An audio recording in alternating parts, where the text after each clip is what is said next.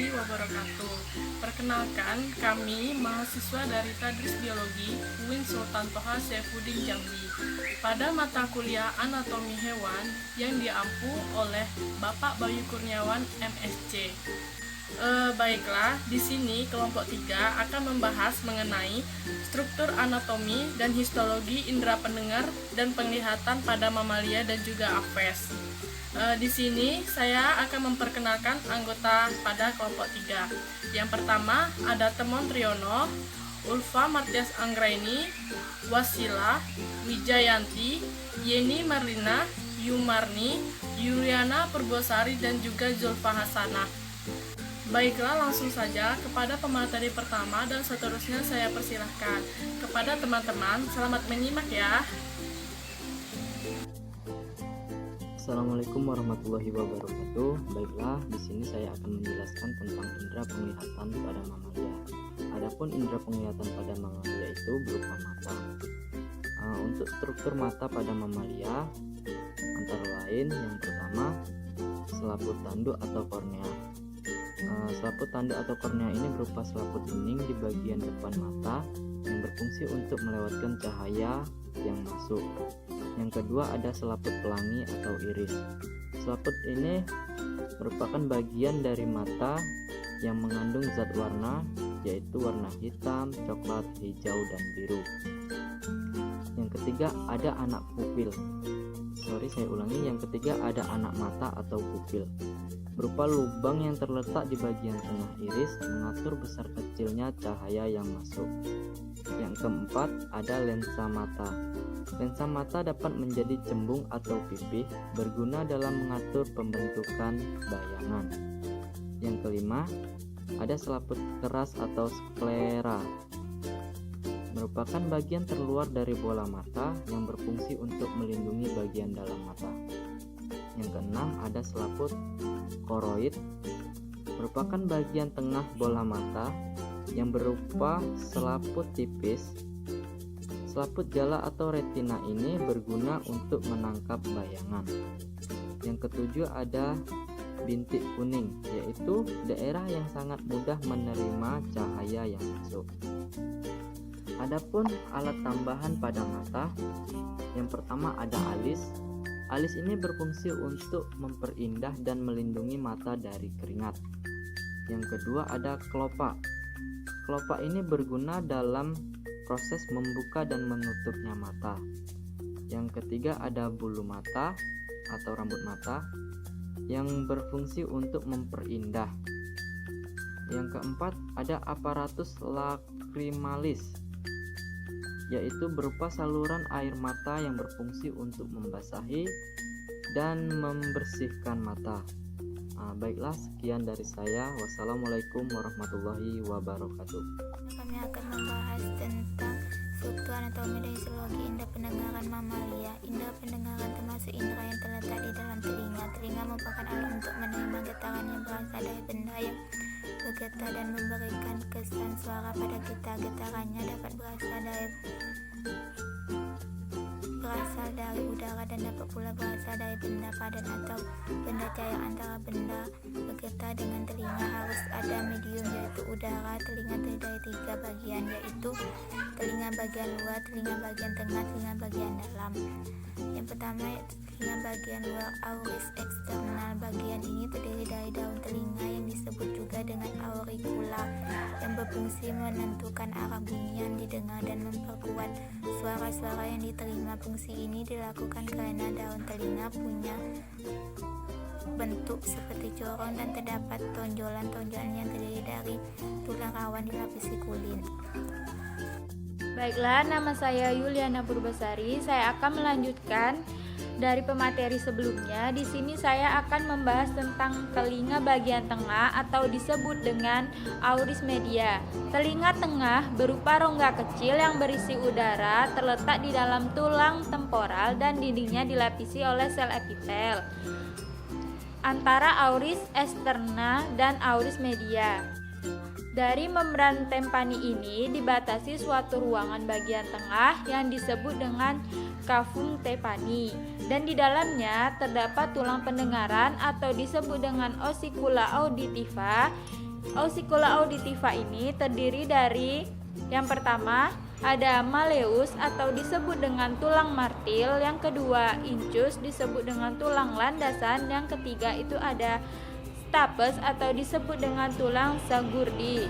Dari ketiga tulang pendengaran ini sehingga berhubungan, sehingga getaran-getaran bunyi dapat dihantarkan dari gendang pendengaran ke telinga bagian dalam. Fungsi dari ketiga tersebut, yang pertama itu ada sebagian penyaluran getaran suara, yang kedua memperkuat suara, yang terakhir itu ada melindungi alat pada telinga bagian dalam. Dan selanjutnya itu ada proteksi. Pengertian dari proteksi adalah tulang pendengaran hanya berkontraksi untuk nada-nada suara yang tidak merusak otak-otak dalam telinga. Melalui suara dengan nada rendah, telinga akan dinetralisir oleh gerakan-gerakan step. Dan cavum timpani ini berhubungan dengan rongga mulut melalui tuba Eustachi. Setiap menelan atau mengunyah dan menguap, muara tuba Eustachi selalu terbuka sehingga tekanan udara seimbang. Dan membran timpani akan terganggu fungsinya bila membran timpani mengalami kelainan. Kelainan itu yaitu membran timpani tertarik ke dalam, dan ini terjadi apabila tekanan cavum timpani lebih rendah dari udara luar atau bila posisi membran timpani menonjol keluar. Hal ini disebabkan karena dalam cavum timpani tertimbun cairan atau disebut dengan otitis serosa. Dan selanjutnya di sini saya akan melanjutkan, yaitu ada telinga bagian dalam. Telinga bagian dalam atau disebut dengan labirin itu merupakan bagian terpenting dalam telinga. Labirin adalah suatu rongga berisi cairan perilempe dan letaknya di tulang pelipis yang berfungsi melindungi bagian dalam. Dilihat dari segi anatominya, telinga bagian dalam terdapat serambi atau disebut dengan vertibule, dan saluran-saluran gelung disebut dengan kanalis semicircularis, dan yang terakhir itu ada rumah sifut disebut dengan cochlear. Dan serambi ini berhubungan dengan saluran-saluran gelung dan cochlear. Saluran-saluran gelung ini merupakan alat keseimbangan. Ukuran dari sel rambut, organ korti, dan ujung apek tidak sama bagian basis atau pangkal cochlear. Tali pendengaran ini pendek dan tebal. Tali pendengaran ini terpenting untuk menseleksi berbagai nada suara. Dari perbedaan ukuran dan bentuk ini berperan untuk menentukan bagian nada suara. Itu yang pertama yang ada, bila suara datang dengan nada tinggi maka yang bergetar adalah serambut bagian basis. Yang kedua, bila suara datang dengan nada rendah maka yang bergetar adalah serambut bagian apek. Jadi bila nada suara datang dengan nada sedang maka yang bergetar adalah serambut bagian tengah. Dan ini merupakan teori dari resonansi dan Helmholtz. Selanjutnya kita akan membahas tentang penglihatan pada aves. Mata burung memiliki otot silindris yang dapat mengubah bentuk lensa mata secara lebih cepat dan lebih luas daripada mamalia. Mata burung memiliki bentuk yang lebih besar dari mata mamalia. Penglihatan pada aves ini tidak sama dengan penglihatan manusia karena umumnya burung mampu menangkap cahaya yang lebih besar. Bahkan ia dapat menerima cahaya spektrum cahaya dari sinar ultraviolet. Hal ini memungkinkan burung untuk mendeteksi cahaya dan beradaptasi dengan adanya reseptor cahaya yang diterima oleh retinanya.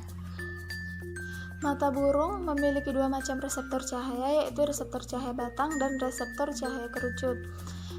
Burung memiliki neuron yang dilapisi oleh ganglion yang dapat memproses informasi dari jumlah sel fotoreseptor yang pada gilirannya akan memicu impuls pada saraf untuk menyampaikan informasi di sepanjang saraf optik dan diproses lebih lanjut dari pusat penglihatan khususnya ke otak dengan intensitas cahaya semakin tinggi. foton lebih banyak diserap oleh pigmen visual, bahwa semakin besar ekstensitas dari setiap fotoreseptor kerucut, maka cahaya yang ditimbulkan akan semakin terang. Burung juga memiliki kemampuan untuk melihat sinar ultraviolet. Hal ini memberikan keuntungan bagi burung untuk mencari makanannya. Lapisan lilin yang dijumpai pada macam-macam buah yang dipantulkan merupakan cahaya dari UV. Hal ini menunjukkan bahwa keberadaan buah-buah tersebut akan dapat terdeteksi oleh burung. Selanjutnya, pada pergerakan, burung bergerak sangat cepat walaupun dalam keadaan gelap. Burung dapat menangkap gerakan yang lebih cepat dibandingkan dengan manusia. Jika manusia tidak bisa membedakan kedipan bola lampu pada lampu neon, karena lampu bola neon mengandung berolinisasi pada 60 Hz, dan burung serta ayam memiliki lebih kemampuan dari 100 Hz. Hal ini dapat menyebabkan burung memiliki pergerakan yang lebih cepat dibandingkan manusia.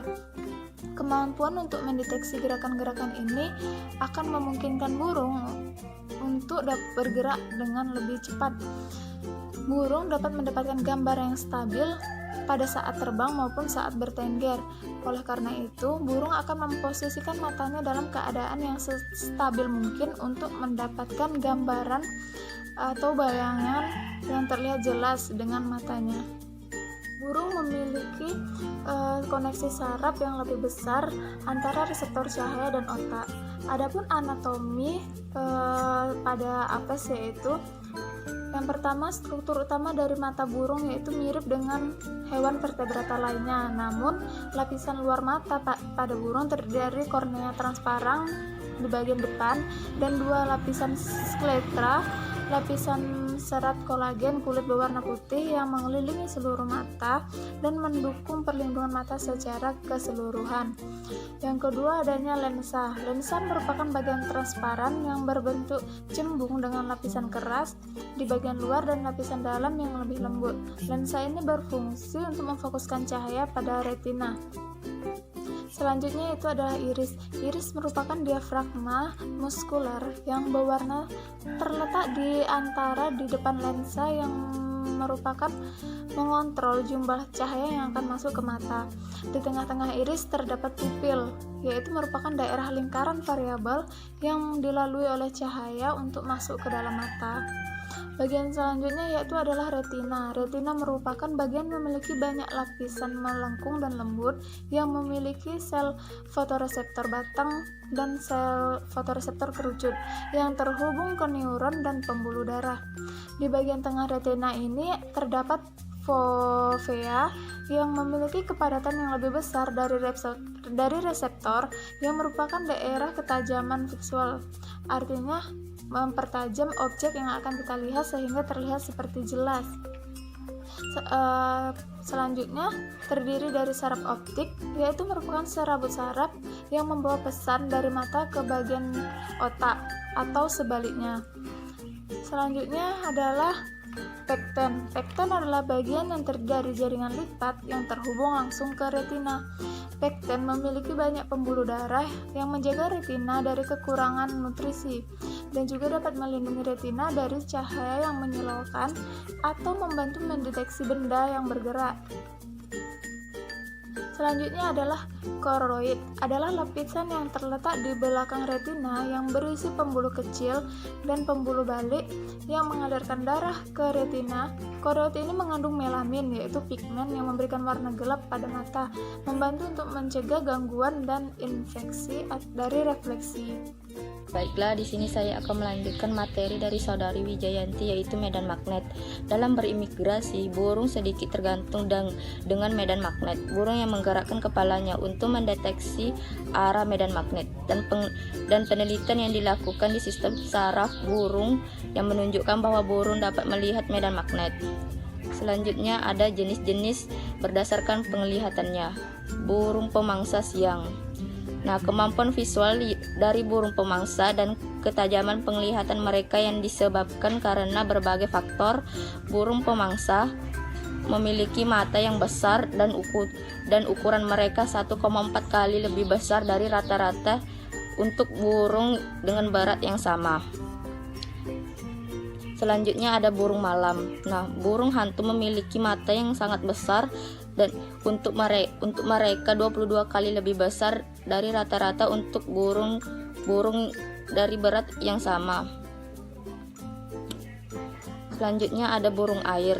Burung laut seperti dara laut dan camar yang mencari makan di permukaan air atau menyelam untuk menangkap mangsanya, memiliki tetesan minyak merah dan pada sel-sel kencut retina matanya. Itulah dari penjelasan saya. Saya akhiri. Wassalamualaikum warahmatullahi wabarakatuh. Baiklah, di sini saya lanjutkan pemateri selanjutnya, itu struktur anatomi dan histologi indera pendengaran pada apes. Nah, di sini itu burung itu memiliki alat pendengaran yang cukup tajam dan daya pendengarannya cenderung berbeda dengan manusia. Nah, burung itu lebih tajam, daya pendengarannya 10 kali lebih sensitif ketimbang manusia. Nah, burung dapat mengenal dan mengingat suara mutlak, sedangkan manusia itu menerima suara itu melalui pitch yang relatif. Nah, contohnya itu pada burung hantu tidak kehilangan sensitivitas pendengaran lebih dari 30 dB pada frekuensi tinggi. Nah, dikarenakan kemampuan berevolusi mereka untuk meregenerasi sel sensori di telinga bagian dalamnya. Nah, adapun anatomi dari burung hantu tersebut ya karena burung hantu lebih aktif pada malam hari, yaitu dia memiliki perkembangan pendengaran yang sangat bagus. Nah, telinganya itu terletak di samping kepala. Nah, ketika suara berisik terdengar, burung hantu mampu memperkirakan arah datangnya suara berisik tersebut dengan cara merasakan perbedaan waktu bunyi yang diterima oleh telinga kanan dan telinga kirinya. Nah, itulah tadi penjelasan dari saya tentang struktur anatomi dan histologi pendengaran pada apes. Saya kembalikan kepada moderator. Baiklah, saya akan menyimpulkan sedikit tentang materi struktur anatomi dan histologi indera pendengaran mamalia dan apes, yaitu alat indera adalah organ yang berfungsi untuk menerima rangsangan tertentu. Semua organisme mempunyai reseptor sebagai alat penerima informasi. Reseptor diberi nama berdasarkan jenis rangsangan yang diterimanya, seperti kemoreseptor penerima rangsang zat kimia, fotoreseptor penerima rangsang cahaya, audioreseptor penerima rangsang suara, dan mekanoreseptor penerima rangsang fisik seperti tekanan, sentuhan, dan getaran. Selain itu, dikenal pula beberapa reseptor yang berfungsi perubahan lingkungan luar yang dikelompokkan sebagai eksoreseptor. Eksoreseptor yang kita kenal ada 5 macam, yaitu ada indera penglihatan mata, indera pendengaran telinga, indera pembau hidung, indera pengecap lidah, dan indera peraba yaitu kulit. Itulah kesimpulan dari materi struktur anatomi